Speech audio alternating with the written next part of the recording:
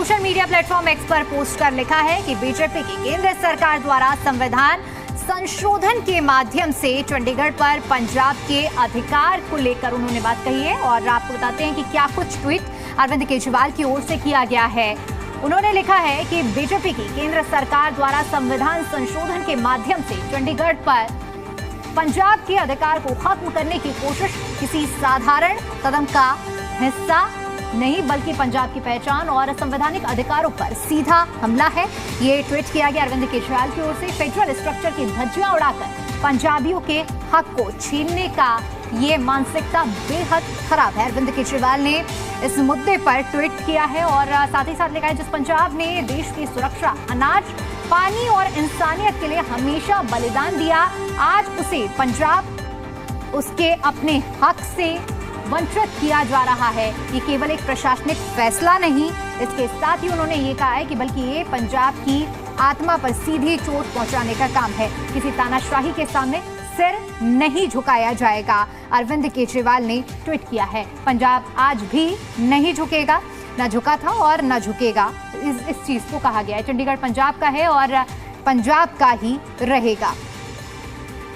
तो अरविंद केजरीवाल ने जो ट्वीट किया है वो आपको बता रहे हैं। और इस वक्त चंडीगढ़ किसका है, इसको लेकर भी संग्राम छिड़ चुका है। पूर्व सीएम दिल्ली के अरविंद केजरीवाल, आम आदमी पार्टी के राष्ट्रीय संयोजक, उन्होंने अब केंद्र सरकार पर निशाना साधते हुए कहा है कि चंडीगढ़ पंजाब की पहचान है। फेडरल स्ट्रक्चर की धज्जियां उड़ाकर पंजाबियों का हक छीनने की ये मानसिकता बेहद खराब है। जिस पंजाब ने देश की सुरक्षा, अनाज और पानी और इंसानियत के लिए हमेशा बलिदान दिया, आज उसी पंजाब को अपने हिस्से से वंचित किया जा रहा है। ये केवल प्रशासनिक फैसला नहीं है बल्कि पंजाबियों का हक छीनने का काम है। किसी तानाशाही के सामने सिर नहीं झुकाया जाएगा।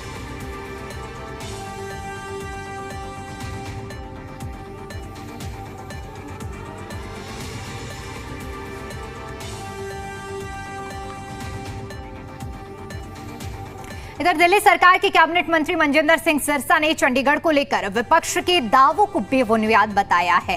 क्या कुछ कहा है, चलिए ये भी आपको बताते हैं। और चंडीगढ़ पर जो दावे किए जा रहे हैं उसको लेकर विपक्ष पर पलटवार दिल्ली सरकार के मंत्री मनजिंदर सिंह सिरसा की ओर से किया गया है। उन्होंने कहा है कि चंडीगढ़ की स्थिति में बदलाव का कोई प्रस्ताव नहीं है, शीत सत्र में कोई भी विधेयक पास करने की कोई ऐसी योजना नहीं है। चंडीगढ़ पर दावे को लेकर विपक्ष पर बीजेपी की ओर से पलटवार किया गया है। दिल्ली सरकार में मंत्री मनजिंदर सिंह सिरसा ने कहा है कि चंडीगढ़ की स्थिति में कोई भी बदलाव का प्रस्ताव नहीं है। शीत सत्र जो आएगा उसमें ऐसा कोई भी विधेयक पास करने की योजना नहीं बनाई गई है। बेबुनियाद आरोप लगाए जा रहे हैं। सीधा सीधा पलटवार मंत्री मनजिंदर सिंह सिरसा की ओर से इस मुद्दे पर किया गया। इससे पहले हमने आपको दिखाया कि अरविंद केजरीवाल की ओर से इस मुद्दे पर क्या कुछ कहा गया और अब पलटवार दिल्ली सरकार के मंत्री मनजिंदर सिंह सिरसा की ओर से भी सामने आया।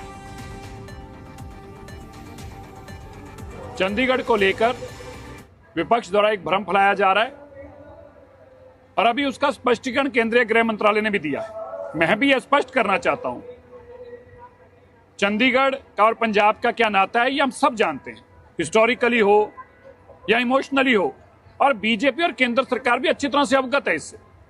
अभी मंत्रालय की तरफ से बिल्कुल स्पष्ट किया गया है, कोई ऐसी मंशा नहीं है, कोई ऐसी चर्चाधीन नहीं है और कोई ऐसा बिल विंटर सेशन में नहीं आ रहा। और यह भी स्पष्ट किया गया है, कतई ऐसी सोच नहीं है। मैं फिर से क्लैरिफाई कर देना चाहता हूं, पंजाब चंडीगढ़ इशू जो है ये एक सेंसिटिव इशू है।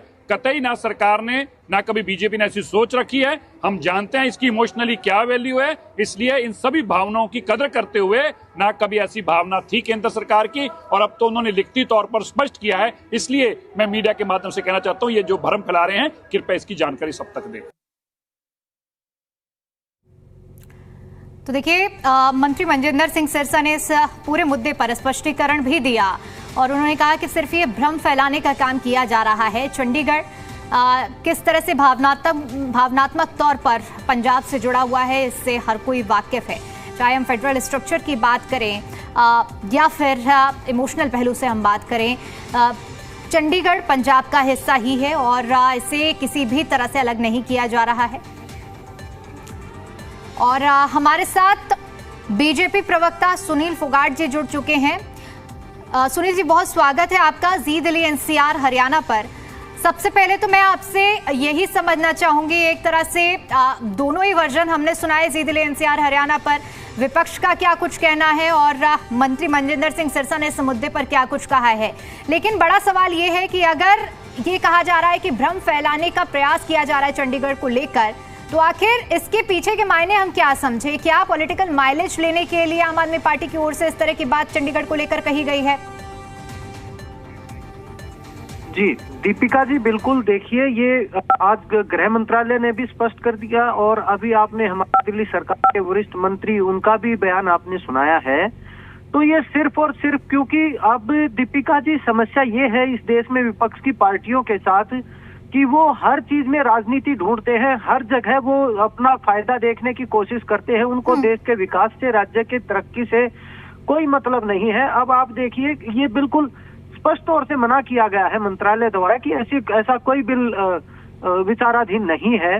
उसके बावजूद भी आप देखिए, ये स्पष्टीकरण आने से पहले ही ना तो सरकार के किसी ऑथेंटिक सोर्स की तरफ से या कोई किसी बड़े नेता का या बड़े अधिकारी का कोई बयान नहीं था कि इस तरह का बिल लाया जाएगा। आप ये देखिए, उससे जब तक कम से कम इन जो विपक्षी पार्टियां हैं या खास तौर से आम आदमी पार्टी है, उसको सरकार की तरफ से कोई क्या बयान आता है, उसका खंडन होता है या उसको स्वीकार्यता दी जाती है उस बयान को, ये कम से कम इंतजार करना चाहिए था या पूछना चाहिए था। लेकिन नहीं, आप देखिए अरविंद केजरीवाल से लेके भगवंत मान तक या उनके और बहुत सारे नेता जो हैं, सिर्फ और सिर्फ लग गए केंद्र सरकार को गालियां देने के लिए।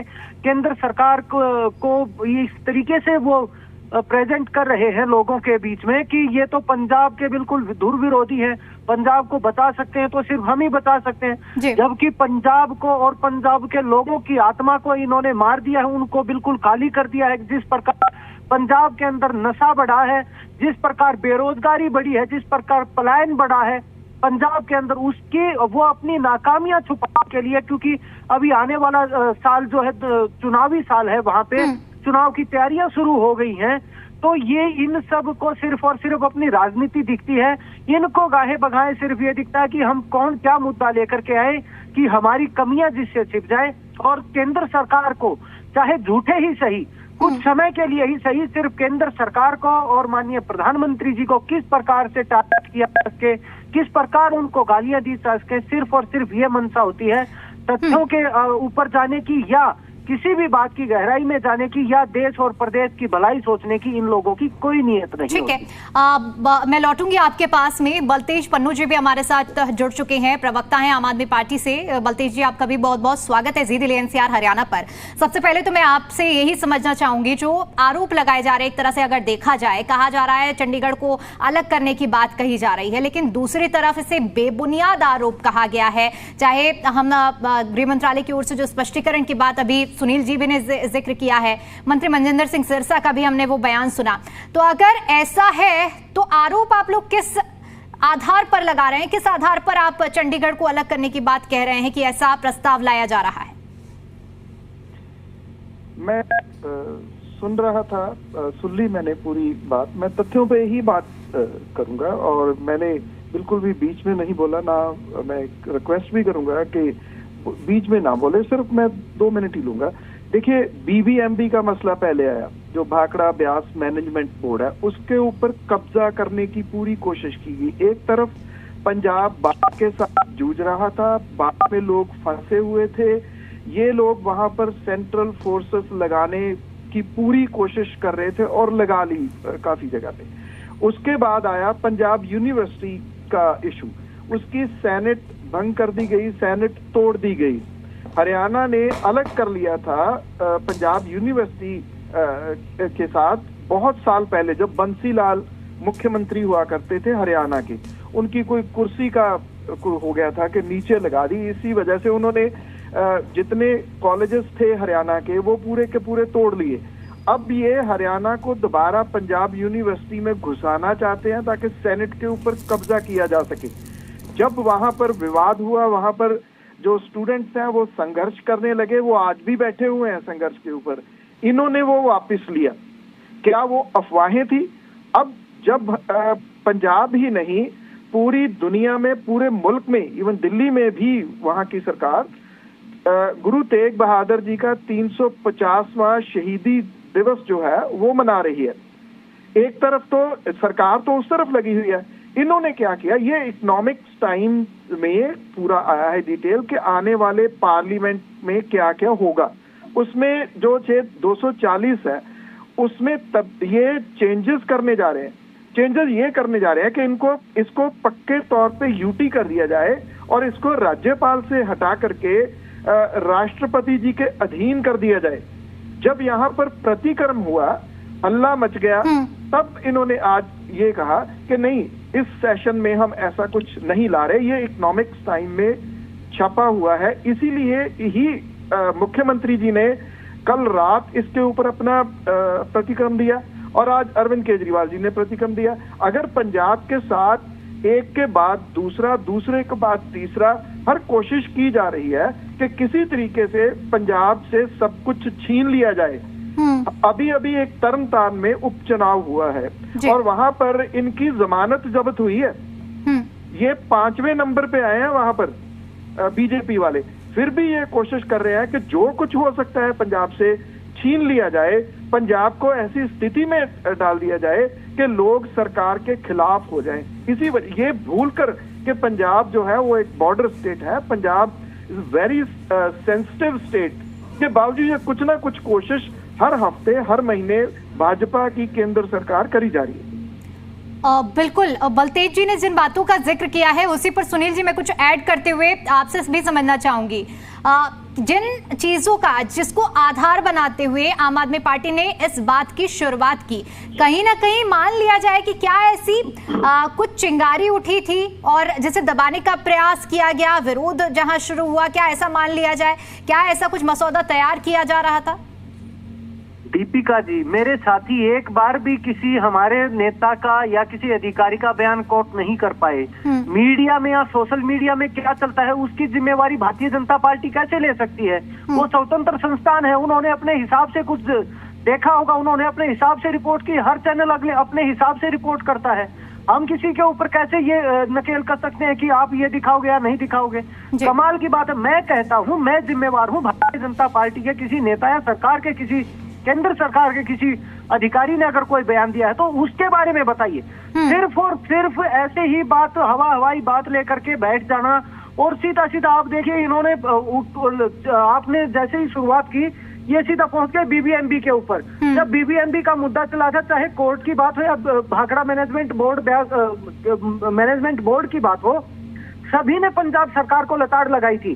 और जो जबकि इनको पानी देना है 8,500 क्यूसिक और ये दे रहे थे उस समय में 4,000 क्यूसिक, और वो सिर्फ पानी, हरियाणा सिर्फ अपने पानी के लिए नहीं लड़ रहा था दीपिका।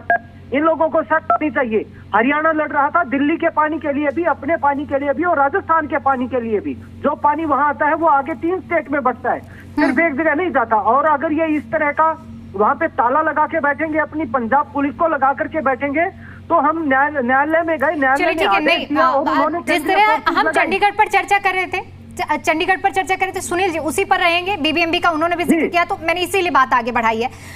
बलजोत जी, मैं आपसे अब इस मुद्दे पर बहुत ज्यादा राजनीति पर न जाकर, एक फेडरल स्ट्रक्चर को हम सब जानते हैं कि आधारभूत ढांचा है और उसी का पालन हो रहा है। कॉन्स्टिट्यूशन ने जो अधिकार दिए हैं, पंजाब चंडीगढ़ की जब हम बात करते हैं तो एक अभिन्न अंग है, हिस्सा है। क्या आपको लगता है कि इस फेडरल स्ट्रक्चर में बदलाव कर पाना इतना संभव है कि आप लोग ये बयानबाजी कर रहे हैं, आप लोगों की ओर से जो कहा जा रहा है, क्या आप मानते हैं इतना आसान है? आप मेरे से पूछ रहे हैं? हाँ, आपसे ही सवाल है मेरा जी। अगर देखिए, मैं आपने क्योंकि रोक दिया कि बीबीएमबी के मुद्दे पे बात नहीं करनी, मेरे पास वो भी आंकड़े हैं, मैं वो उस पर भी बात कर सकता हूँ कि पानी का वो इशू क्या था, लेकिन आपने रोक दिया इसलिए नहीं करूंगा।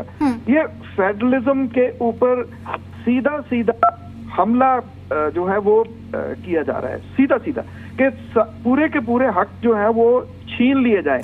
लेकिन वो तो कह रहे हैं ना कि आपने किसी आधिकारिक तौर पर, क्या आपने किसी बीजेपी के नेता केंद्र की ओर से कुछ ऐसा आप लोगों को सोर्सेज मिले, उसको भी कोट करिए ना अगर ऐसा कुछ है। मैं कोट कर रहा हूं मैम कि इकोनॉमिक्स टाइम्स में एजेंडा छपा है कि आने वाले पार्लियामेंट सेशन में क्या क्या होगा, ये उसमें शामिल था, इसीलिए ये इशू खड़ा हुआ। अब उसी पर तो वो सवाल उठा रहे हैं ना कि अगर किसी मीडिया हाउस ने अगर कुछ भी पब्लिश कर दिया है तो उसकी जिम्मेदारी तो वो नहीं लेंगे।